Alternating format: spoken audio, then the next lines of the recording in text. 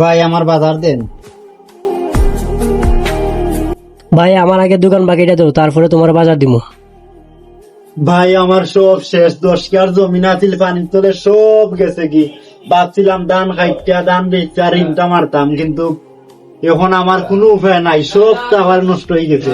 1 কার জমিন খালি আমি তুলতে পারছি, তাও জ্বালা উঠে গেছে। এখন আমি কিতা পারতাম, কিলান আমার সংখ্যা চালাইতাম, তোকে কোনো খোঁজ দেখলাম না, আমি কিলান কিতা করতাম, আমার সব শেষ হয়ে গেছে।